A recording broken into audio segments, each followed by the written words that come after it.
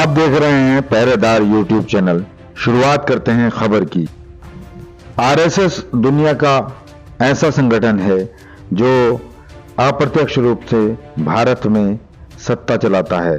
भले ही आरएसएस के जो स्वयंसेवक हैं वो कतारबद्ध तरीके से एक साथ खड़े होकर नजर आते हों, लेकिन कहीं ना कहीं देश भर में जो भी हुकूमत चलती है या सत्ता चलती है, कम से कम जो भारतीय जनता पार्टी की सत्ता होती है उसकी कहीं ना कहीं बागडोर जो है वो आरएसएस के हाथ में रहती है।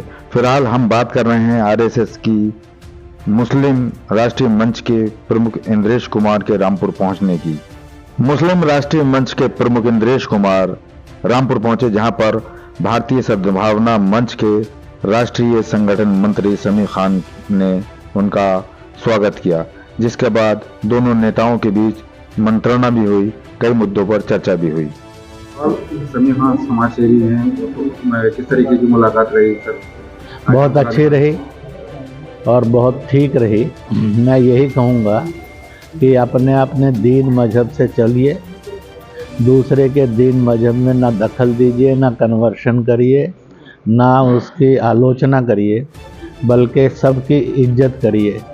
लकुम दीनकुम वलिय दीन के मार्ग से और जीना चाहिए।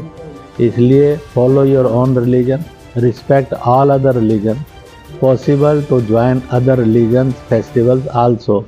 ये करेंगे तो होगा। मैं सोचता हूँ शमी बाबू इस बात की मशाल बनकर रामपुर के अंदर जगमगाए। अमेरिका में हाल ही में राष्ट्रपति के चुनाव हुए हैं। प्रधानमंत्री नरेंद्र मोदी के करीबी ट्रंप राष्ट्रपति चुने जा चुके हैं। लिहाजा ये बात किसी ने से नहीं छुपी है कि नरेंद्र मोदी और ट्रंप के किस तरीके के गहरे रिश्ते हैं। फिलहाल बात कर लेते हैं उस इंटरनेशनल मुद्दे की जिसमें अमित शाह और उनके बाद अडानी का मुद्दा छाया हुआ है। अडानी पर कई तरह के आरोप हैं। इसी सिलसिले में आरएसएस की मुस्लिम विंग के प्रमुख इंद्रेश कुमार ने क्या कुछ कहा, और इसके अलावा जिस तरीके से विपक्ष लगातार अडानी और अमित शाह के ऊपर हमलावर है, खास तौर से राहुल गांधी लगातार हमला कर रहे हैं, इसी सिलसिले में क्या कुछ कहते हैं इंद्रेश कुमार, सुनाते हैं आपको। जिस तरीके की इंटरनेशनल मुद्दा है, अमेरिका में साइन किया गया है, जो मामला अडानी का उठ रहा है, वो कहीं नहीं विपक्ष का सवाल है कि वो सरकार ऐसा है कि कोर्ट में केस है, अमेरिका में है, इसलिए उसकी कोर्ट प्रोसीडिंग चल रही है। उसके बीच में शोर मचाना कितना जायज़ है और कितना नाजायज़ है देखना चाहिए। इसलिए faith on law, faith on court and faith on the constitution. अगर संविधान पर, कानून पर और ईश्वर पर भरोसा है तो कोर्ट की प्रक्रिया से उन्हों को और डील करना चाहिए। यह समय की भी मांग है, देश की भी मांग है। इसलिए court should, law should act on his lines. जिस तरीके से पहले इनका गृहमंत्री जी का नाम आया और अब एक बार अडानी का मामला पूरा अमेरिका से शुरू हो, मैं कहता हूँ कि कोर्ट में केस है, कोर्ट में केस है, कोर्ट के केस के अनुसार कोर्ट ने केस में चलना चाहिए। बाकी सबका शोर मचाना कोर्ट में न्याय में दखल है। वर्तमान समय में उत्तर प्रदेश के जनपद रामपुर की जामा मस्जिद और हरिहर मंदिर को लेकर मुद्दा लगातार गरमाया हुआ है।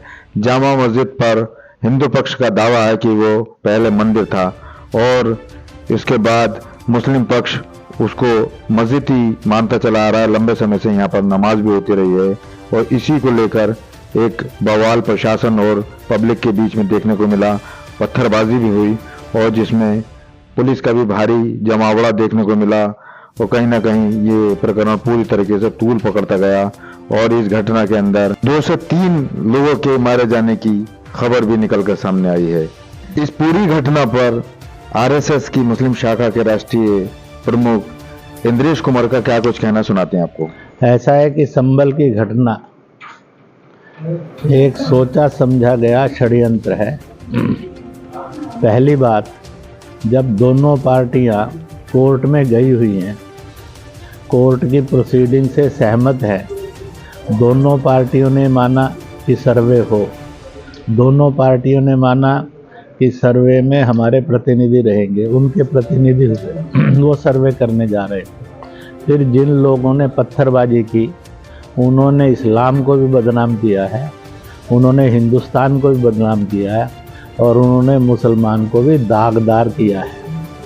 मैं मुस्लिम नेताओं से विशेष रूप से और अपोजिशन पार्टियों से कहूँगा, वह मुसलमान को वोट बैंक की राजनीति का शिकार बनाकर भड़काना और भटकाना बंद करें। राष्ट्रीय स्वयंसेवक संघ, जिसके कार्यकर्ता लाखों नहीं बल्कि करोड़ों में हैं, ऐसे में मुस्लिमों के मन में आरएसएस को लेकर क्या कुछ चलता है और किस तरीके की बातें होती हैं, इसी सिलसिले में जब आरएसएस की मुस्लिम शाखा के राष्ट्रीय प्रमुख इंद्रेश कुमार ने मुस्लिमों का किस तरह से आह्वान किया और क्या कुछ अपनी राय रखी, सुनाते हैं आपको। जिस तरीके से हवा बनाया जाता है आरएसएस को मुस्लिम के लिए, तो कोई खास मैसेज आपका? मेरा इतना कहना है कि मैं रामपुर और ये सारे इलाके के लिए कहता हूँ कि आप रोज़ आरएसएस वाले और आरएसएस के साथ जुड़ी संस्थाओं के लोगों के साथ रोज़ जीते हैं, खड़े होते हैं। जो कुछ आपको भड़काया जाता है उसमें से 2% 1% भी सच नहीं है।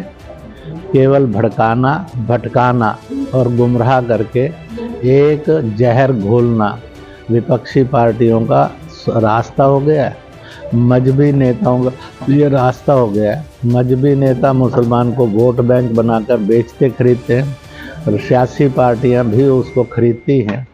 तो एक दुकानदार बन गया मुसलमान वोट बैंक का, एक खरीदने वाला बन गया है। और मुसलमान की बदकिस्मत है कि वह इन दो पार्टों के अंदर पिस रहा है। उसने जागना चाहिए, संभलना चाहिए, यही मेरा सब लोगों से अपील है। आरएसएस की नामचीन हस्तियों में शुमार इंद्रेश कुमार बरेली में आयोजित एक कार्यक्रम में शिरकत करने जा रहे थे।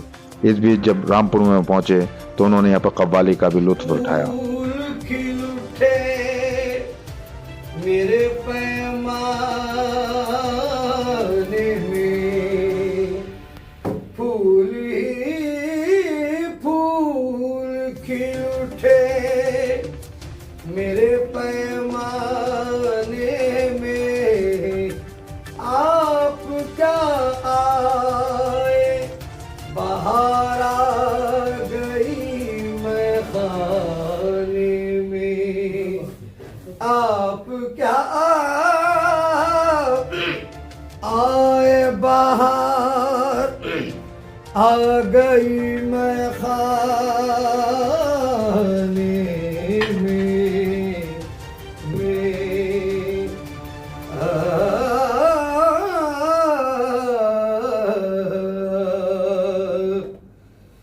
ऐ दोस्त ये दुआ मेरी, ऐ दोस्त ये दुआ मेरी, तोहफा है प्यार का, 100 साल तक रहे ये ज़माना बाहर, ज़माना बाहर का। ऐ दोस्त ये दुआ मेरी हो, तोहफा है प्यार का। खबरों का सिलसिला जारी है, देखते रहिए आप पहरेदार आंखें।